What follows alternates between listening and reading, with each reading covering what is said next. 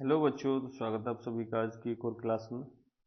आज हम इस क्लास में चर्चा करेंगे क्लास 8th, ठीक है ना।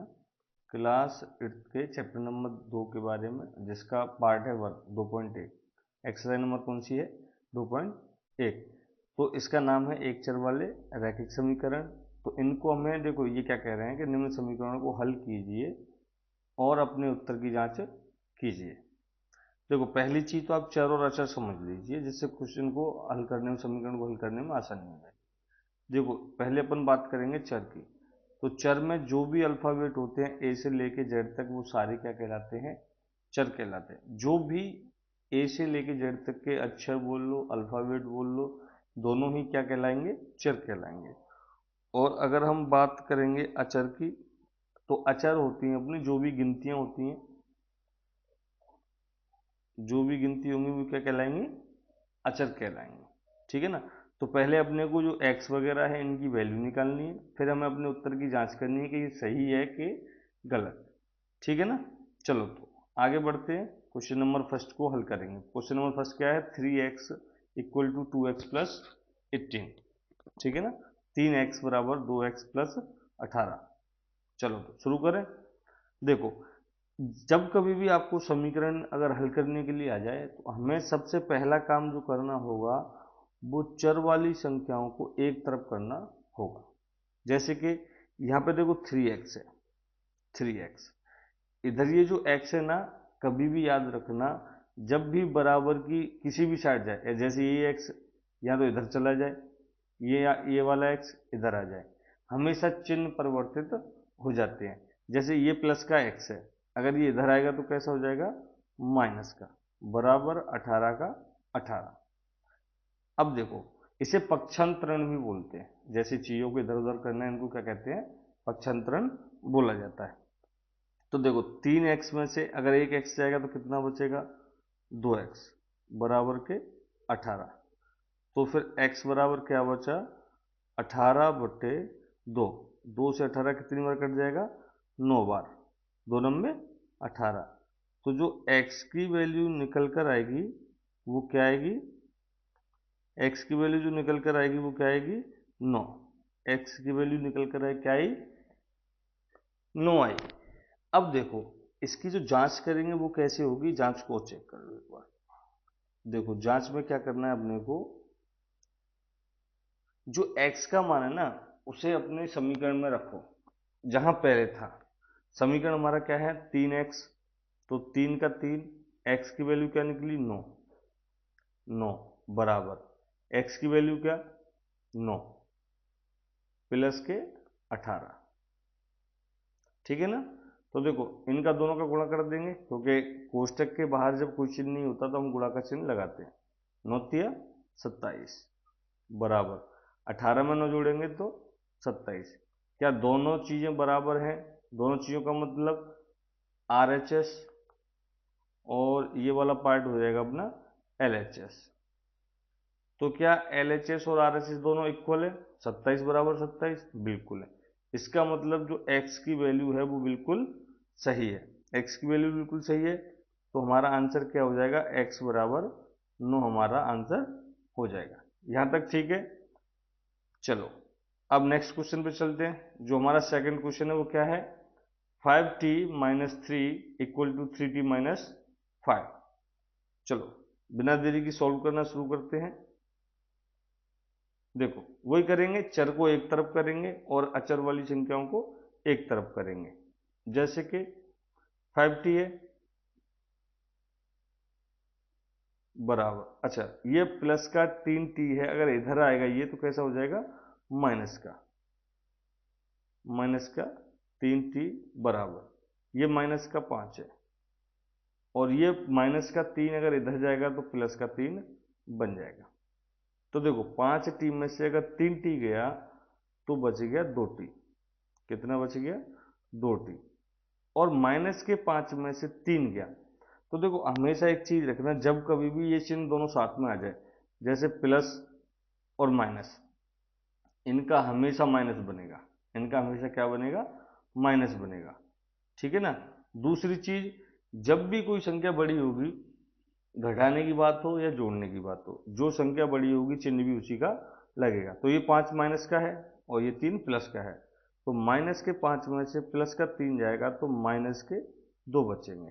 तो टी बराबर क्या बचा, माइनस का 2 बटे ये 2 है जो भाग में चला जाएगा, तो 2 से 2 कटा, तो जो टी का वैल्यू निकल कर आया वो आया अपना माइनस का 1। टी की जो वैल्यू निकल कर आई वो कितनी आई, माइनस का 1। यहाँ तक मुझे नहीं लगता आपको कोई दिक्कत होगी। अब देखो इस -1 की वैल्यू आप टी की जगह पर रखो। अगर हम जांच की बात करेंगे तो जांच में क्या करेंगे, टी की जगह पर -1 लगाएंगे। टी की जगह पर -1 लगाओ, देखो 5 का 5 माइनस का 1 माइनस का 3 बराबर 3 माइनस का 1 और माइनस का 5। यहाँ तक ठीक है। मैंने सिर्फ टी का मान समीकरण में लगा दिया। तो देखो 5 का गुणा, जब अब ये 5 प्लस की है लेकिन माइनस से गुणा करेंगे तो माइनस, 5 का गुणा 1 से करा तो 5 एकम 5, ये माइनस का 3 है, एज इट इज रखा जाएगा। ये 3 का गुणा 1 से किया, ये प्लस किया लेकिन ये माइनस का है, तो प्लस माइनस का गुणा करते हैं तो क्या आता है, माइनस आता है। तो माइनस के 3 और ये माइनस के 5। देखो तो इन दोनों को जोड़ेंगे तो माइनस का 8 आएगा, और इन दोनों को भी जोड़ेंगे तो कितना आएगा, माइनस का 8 आएगा। यानी कि हमारा जो टी का वैल्यू है कितना, माइनस का 1, वो बिल्कुल सही है। यहाँ तक आपकी समझ में आ गया होगा। अब मैं आने वाले आगे के क्वेश्चनों में जांच बिल्कुल नहीं करूँगा, आपकी समझ में आ गया। बाकी के क्वेश्चनों की जांच आपको खुद करनी है, मैं सिर्फ क्वेश्चन कराऊंगा, ठीक है ना। चलो अपना थर्ड क्वेश्चन क्या है, 5x प्लस 9 बराबर 5 प्लस 3x। मैं सिर्फ अब यहाँ से आगे के क्वेश्चनों में आपके लिए x का मान निकालूंगा। तो चलो सॉल्व करना शुरू करते हैं। देखो कैसे, 5x का 5x, अब इधर 3x जो है वो प्लस का है, लेकिन जैसे ही वो इधर जाएगा तो वो कैसा हो जाएगा, माइनस का हो जाएगा। माइनस का 3x बराबर,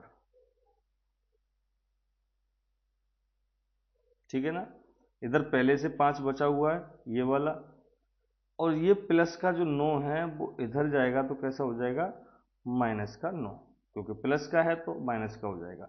बराबर के जैसे जो बराबर का चिन्ह होता है, जैसे कि ये बराबर का है, अगर इसमें चीज़ों को हम इधर उधर करेंगे तो उनके चिन्ह बदल जाएंगे, ठीक है ना।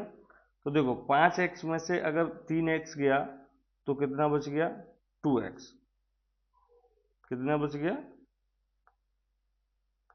2x। 2x बचा।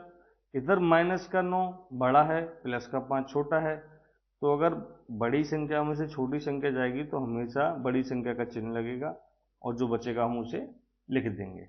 9 में से 5 गए तो कितने बचे, माइनस के 4। तो जो x बराबर निकल कर आया वो कितना आया, x बराबर कितना आया, माइनस का 4 बटे जो 2 है वो भाग में चला जाएगा, तो 2 दूनी 4।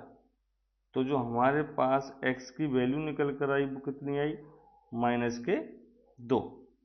कितनी आई, माइनस के 2। ये था अपना तीसरा क्वेश्चन।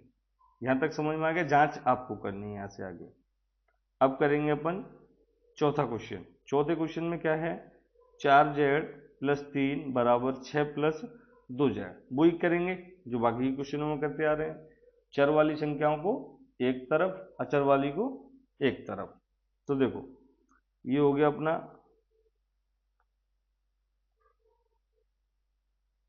4z।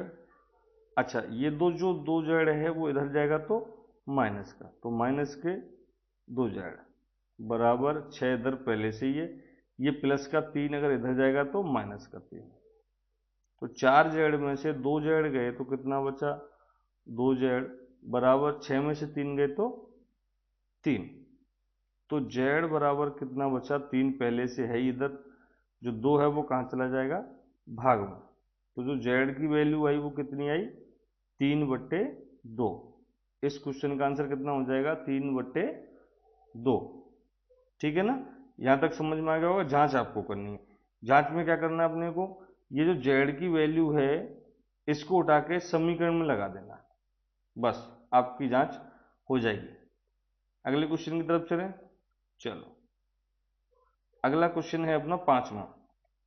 इसमें टोटल 10 क्वेश्चन है, 5 इस वीडियो में कवर करेंगे, 5 क्वेश्चनों को अगली वाली वीडियो में कवर करेंगे, क्योंकि वो थोड़े भिन्न वाले क्वेश्चन है, तो थोड़े बड़े और टफ हैं, तो आगे की तरफ उनको करेंगे। ठीक है ना। चलो शुरू करते हैं। वही वाला काम करेंगे, चर को एक तरफ, अचर को एक तरफ। जैसे कि अगर मैं यहाँ बात करूँगा अपनी, तो ये 2x का तो 2x, अब ये माइनस का x है, जैसे ही माइनस का x इधर जाएगा तो कैसा हो जाएगा, प्लस का हो जाएगा, बराबर। ये 14 पहले से ये इधर बच गया, माइनस का 1 जैसे ही इधर को जाएगा तो प्लस के 1 में बदल जाएगा। तो देखो 2x और प्लस 1x टोटल कितने हो गए, 3x, बराबर 14 और 1 कितना हुआ, 15। तो जो x बराबर आएगा वो कितना आएगा, 15 बटे जो 3 है वो कहाँ पहुंच जाएगा, भाग में पहुंच जाएगा। तो देखो 3 से काटेंगे तो 3 पंजे 15, तो जो x बराबर निकलेगा अपना वो कितना निकलेगा, 15 निकलेगा। x बराबर कितना निकलेगा, ओ सॉरी, 5 15, तो x बराबर कितना निकला, 5। x बराबर कितना निकला, 5। तो हमारे इस क्वेश्चन का आंसर कितना हो जाएगा, 5। ये मैंने आपको सारे के सारे, देखो इसका 5 आंसर आ जाएगा, और इस वाले का z की वैल्यू कितनी है इस क्वेश्चन में, 3/2, और इस वाले में x की वैल्यू कितनी है, 2। कितनी है इसमें, 2, माइनस की, सॉरी माइनस के 2, और यहाँ पर जो t की वैल्यू है वो कितनी है, माइनस का 1। कितनी है, माइनस का 1। ठीक है ना। और जो फर्स्ट वाला है उसमें x की वैल्यू कितनी है, 9। अच्छा, मैंने आपको फर्स्ट क्वेश्चन और सेकंड क्वेश्चन इन दोनों की आपको जांच भी करके दे दी, और आंसर भी निकाल के दे दिया। बाकी की ये जो 3 क्वेश्चन हैं, थर्ड, फोर्थ और फिफ्थ, इन दोनों की, तीनों की जांच आपको खुद करनी है। अगर वीडियो आपको अच्छा लगा हो तो वीडियो को लाइक करें, शेयर करें, और चैनल को सब्सक्राइब करें। मिलते हैं इसके अगले पार्ट में। जब तक के लिए अपनी पढ़ाई को कंटिन्यू रखें और अपना ख्याल रखें। जय हिंद।